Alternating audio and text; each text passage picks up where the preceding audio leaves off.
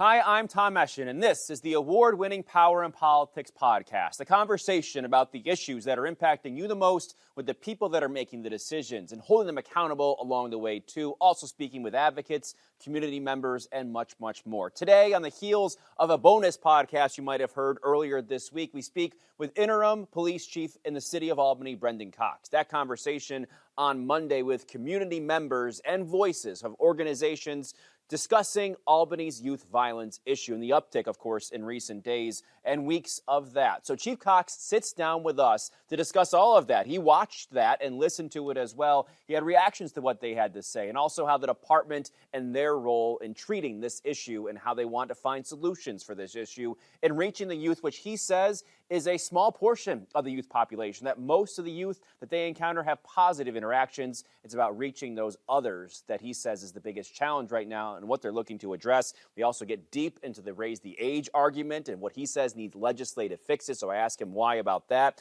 We also talk about staffing at the police department and how he says that impacts their interactions with youth at the same time, and also some things he thinks need to be changed when it comes to recruitment. So thanks as always for listening. You can subscribe and listen wherever you get your podcasts and also watch on YouTube at CBS 6 Albany.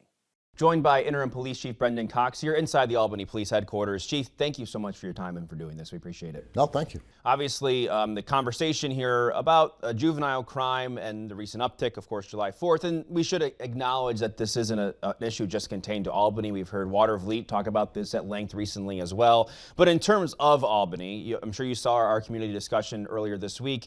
One of the questions I asked the panel was, what's missing in the city of Albany? I'll ask you that same question to start here. What do you think is missing for some of these young kids that are getting involved in crime? So, to me, I think that there are a lot of great people here. There's a lot of people that want to play a part and play a role. And I think we just have to be more coordinated. I think it's just a matter of making sure that we stay focused and that we don't go off into our own little corners and just do our own thing. And that we just make sure we stay coordinated, we stay focused. The last message that we want to have to our youth is that we're territorial or that we're out on our own. So I think to me, it's just a matter of making sure that we stay on the same page, that we recognize each other's strengths, and that we recognize that it's about our youth, it's about their safety, it's about our community, and let's just make sure we're working together. When it comes to the interactions your department has with young kids, here in the area, what are you seeing? What is happening? And I know we had the issue in that subway where it was kids ages 10 to 13. And of course, the July 4th was a couple of 15-year-olds. What is happening there? And, what are your interactions like and how is this happening, from the way you would diagnose it? So I want to start off by saying that the overwhelming majority of interactions between officers and youth is positive. And I think that's the thing that we have to state first and foremost, and that's the thing that we have to actually stress, is that the majority of interaction between our officers, the majority of interaction between our adults and our youth is positive. We don't highlight that enough. And when we have things like July 4th happen, we tend, not that we shouldn't focus on when we have tragedy like that, we have to focus on the tragedy and address it, but we tend to just dive into the tragedy, stay in the tragedy, and forget that we have a lot of positive things happening. So I want to make sure that people understand that we have everyday positive interaction with our youth. We don't ever cover it. That's not your fault, but we just simply don't cover it. Some of it is. Well, I mean, but at the end of the day, that's what happens, right? Yeah. That's what happens in society. In society, we tend to jump on the tragedy. We tend to jump on the negative. It's the issue we've been talking about, perception versus reality. Do we have issues in the city? Of course we do. But the perceptions sometimes are worse than what the reality is because we get entrenched in the negative. So the overwhelming majority of contact that our officers have with our youth are positive. We just had our officers on a trip to the Great Escape with a group of youth that we're working with every single day in the city. They're with them right now. They're working with them today. So, I mean, we have overwhelming positive reaction and interaction with our youth. However, there are times when we have negative interaction. So we do have, you have this tragic incidents on July 4th.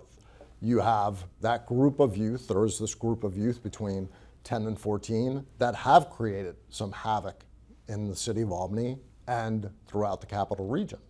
That there has been some negative interaction with officers because, of course, we're coming across them when they're involved in negative activity.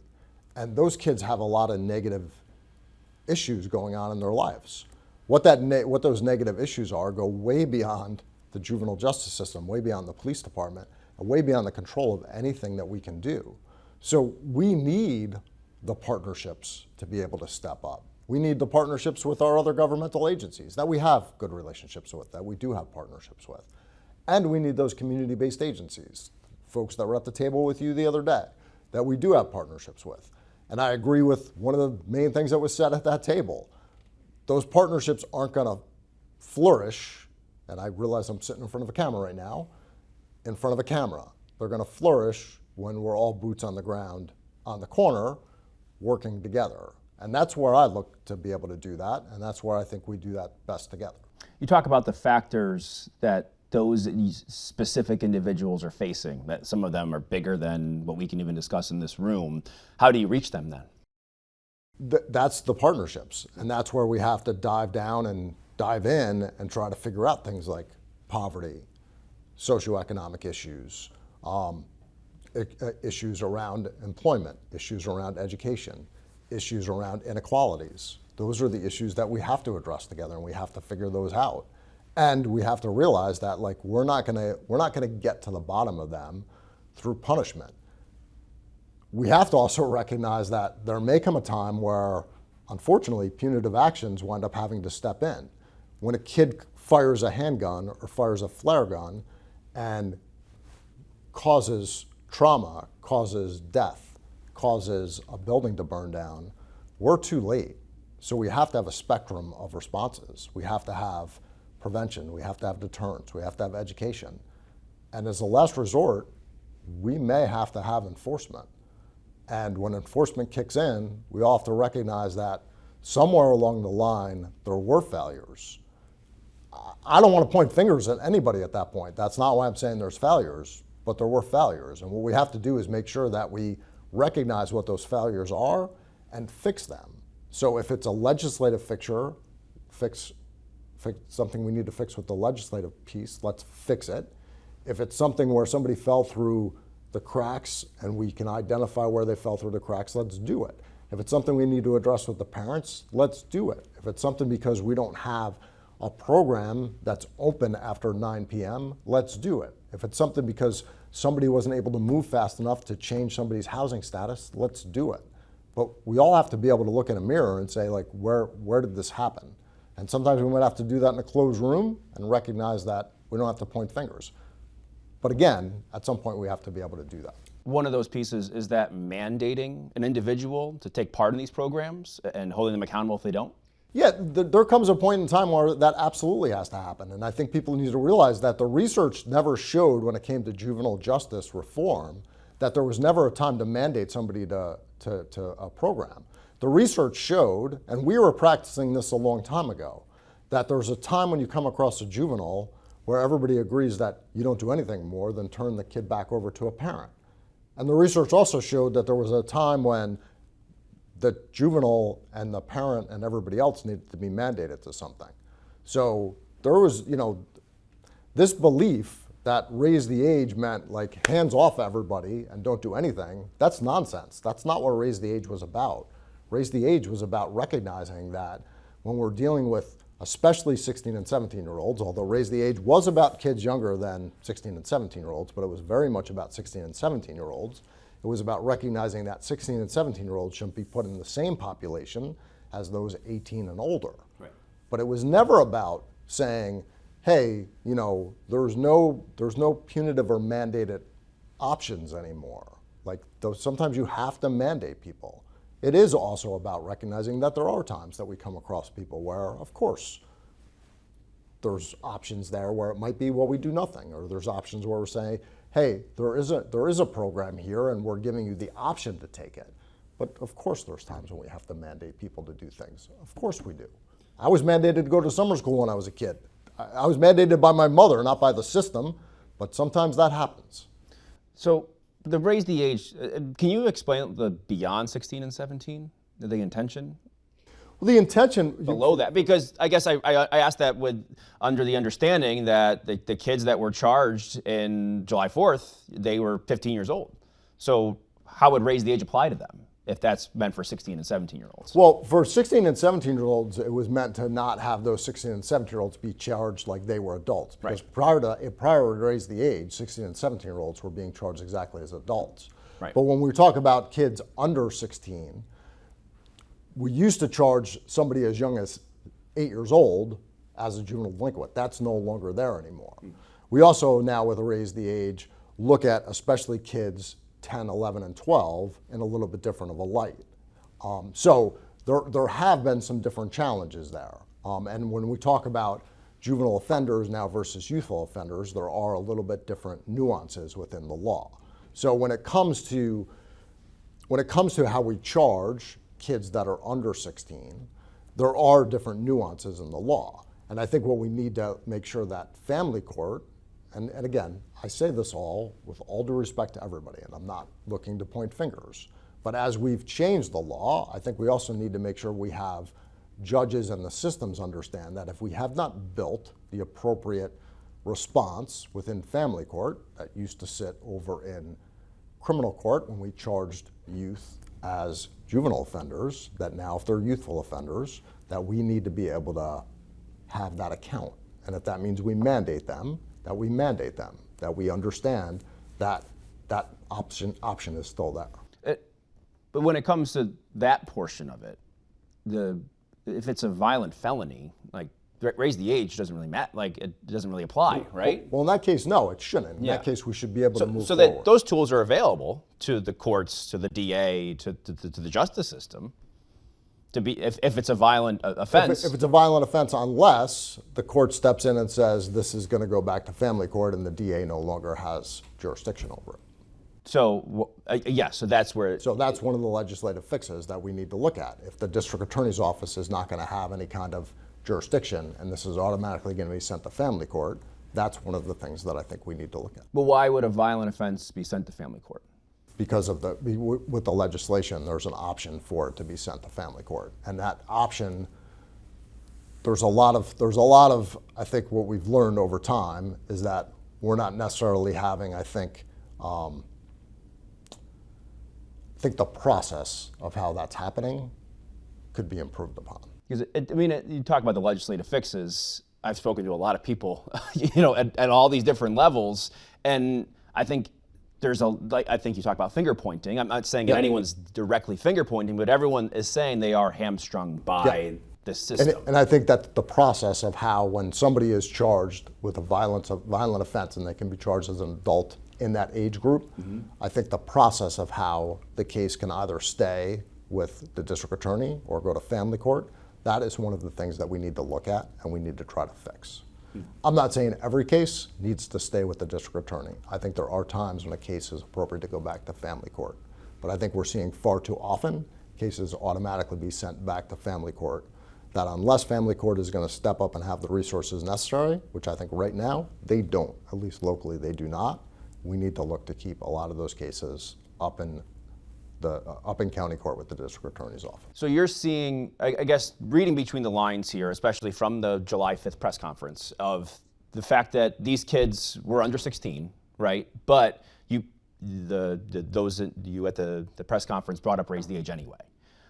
That leads me to believe that you are seeing more of this in 16 and 17-year-olds, because at that point there wasn't anyone in custody. You might have people of interest. I don't know what the investigation looked like, but I guess I'm assuming that you brought up raise the age because of that, because there is that much of a problem amongst that population that is above 16. Is that correct? It's not just above 16. It is also those kids that are 13, 14, and 15 that could be charged with more of a violent offense that we do want to see held more accountable. Let's move on, because I think we delved deeply into raise the age.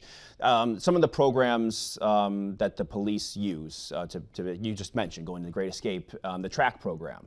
And I know you got a question at that press conference about the availability of your officers, and when it comes to the officer shortage. I mean, how many are you down right now? Down about 70 officers. Okay, you're down about 70, and you got a question about being able to respond to calls. Do you have enough officers to be able to carry out these programs, this track program that engages the youth? So right now, I'm not going to say that it's not a struggle to be able to do that, and that is where we do have to rely on. Again, I think those partnerships need to be able to step up. But yeah, as we continue to deal with hiring and retention issues, it always is going to create a barrier for us to be able to do these things. It's one of the things why we continue to encourage people to apply, and we want to make sure that we can ultimately keep on track with being able to have initiatives like this so we can engage positively, so we can make sure that we're doing all four of those pillars that are so important. So we're not just doing enforcement, so we are doing education, deterrence, and prevention. And it's something that we have to keep on balancing. Is it a challenge? Of course it's a challenge. How has that been going, recruiting? It's been going fairly well, but I mean, there are challenges that go beyond, there are sometimes things that go a little bit beyond the four walls that we sit in. How do you change that? There are things that we need to continue to work with, especially our elected officials, to make sure that we can change the process of how we hire. We need to get rid of antiquated laws. What else? Outside of raise the age, which I'm not looking to get rid of, but we need to get rid of our civil service process. The antiquated laws, you're saying within that process there's issues, like what? Yeah, so I mean, we shouldn't have to take a civil service test that takes months to get the scores back from, that we have to then wait to get certified and have people, let's face it, we have a generation of people that sit at home these days, and I'm not trying to, I hate to use that language. I realize that I'm in my mid-50s, but I have sons that are in their 20s.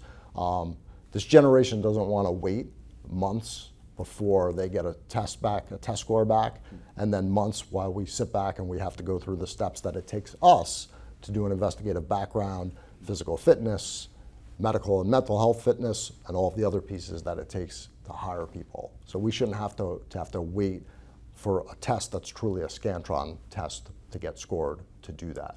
We should be able to give a test at any given moment, get that test scored, get the score back, and start the process of hiring right away and get people. Because at the end of the day, when only 200 people are taking a test, when it used to be 2,000 people taking a test, we need to be able to engage with people right away and hire them right away, because they're just going to move on to the next thing. That's what we see every day.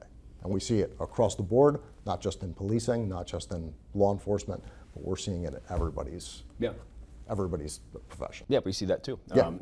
Certainly. Just a couple more before we go. When it comes to making changes, I think obviously that's one issue to address when it comes to helping some of these programs that you facilitate as a department. What else, does what happened, and you mentioned that is, I don't want to call it anecdotal, but yes, that it's a violent night in Albany, and everyone wants to see something change or, try to call for change after that. Are there things that you can change right now? You mentioned legislative fixes, you mentioned the court system, but what about as a department? Is there anything else you can do differently right now? Yeah, I think there's always things we can do differently. We always try to assess what we do. We've had a plan in place. July 4th is a great example. July 4th is a night that we've always had a plan in place to address problem spots, to address things in real time. I think that we need to look at large-scale events like that and say, okay, what went right that night, what went wrong that night, and what could have we addressed differently? And I think we need to continue to do that. I think that there were a couple of events that happened after that people were very worried about what was going to happen outside. And to give a lot of our community partners a lot of credit, we were able to talk to them and say, hey, there are people that are worried about the events. Can we make sure that we have a presence from community partners? And community partners were out there. So I think there's always things that we can do, and that's our job, to continue to assess and make strategic changes. And then, when you think holistically of the dynamic of this right now, the perception, we've talked about that so often, right? And the reality of the statistics, and we know, you look at some of them, and you look at some of them continuing to decline as a whole. I guess from my conversations with people, it feels like it's almost like there's a tipping point, right? Crime can move down 10%, no one's going to feel it. Crime can go down 20%, no one's going to feel it. Do you think that there is a point where people will feel better after this? Because you come out and say the crime's down, that's great, but I feel like almost now from the conversations at least I've had that there needs to be a threshold that you meet. Do you feel that way too? So I don't think it's a threshold. I think there's way more that goes into it than that. And I know one of the big things is messaging for you, right? That's a big piece of your pie too, right? I think messaging's a big part, and I think it's just also how people feel on the street with different things. So certainly, I know we're talking about violence. Violence is one of those. But again, our violence is down. Violence is down 50% when it comes to shootings, plain and simple. That's a big number. There are no amount of shootings that are acceptable, plain and simple. But that number is down by 50%. When it comes to quality of life and disorder, I think those are a couple of things that also create that perception. I know a couple of the folks that were on your discussion the other day. They have initiatives in the South End. And in the South End, one of our biggest issues are folks that are either unhoused, unsheltered, or folks with unmet mental health issues that are clearly in need of help. That disorder is not a violence issue, but that disorder issue is certainly not going to make you feel that you're walking around in a safe environment. So we need to address that in a different strategy than what we're dealing with our violence in, and we are starting to address that. But at the end of the day, that's also not a police issue. We're tackling it as the police department. We have a partnership with Albany County Mental Health. They're also helping us out. But at the end of the day, that's also part of the tipping point is how do we address that? How do we help address that housing need? When some of those folks, it's a housing shortage, but some of those folks also aren't even ready to get into housing. So there's a whole lot of different pieces of that puzzle that need to get put together in order to make people feel safe. And that's where I guess you could say public safety turns into public health. Yes. Right? When you think about that, and of course, vacant buildings and just in terms of seeing what people see, right, and feel on a daily basis. If you had a message for the group that we had, what would it be, or a response to what they had to say? Just what I said before, whatever corner folks want to meet on and roll up sleeves, let's just do it. And then when it comes to an administration that's going to change here in Albany, and obviously you are still up in the air. We're still going to see what happens after December. You have an interim tag right now. What does the future look like for you? I guess because obviously, we're sitting here in July. January, everything could change. I mean, you're sitting here, you're talking about this, you're invested right now. What do you think the future could be here? I'm always going to be invested in this city. The new mayor, ultimately, they have a decision to make as far as when they come in for what their vision is. Okay. I'm always going to be dedicated to the city. I'm always going to be dedicated to the women and men of this department. And I'm always going to be dedicated to this community. Okay. Chief Cox, thanks for your time. Thank you. Thanks for listening. Hit the subscribe button right now so you can stay up to date on these news-making conversations about the issues impacting New Yorkers the most: power and politics.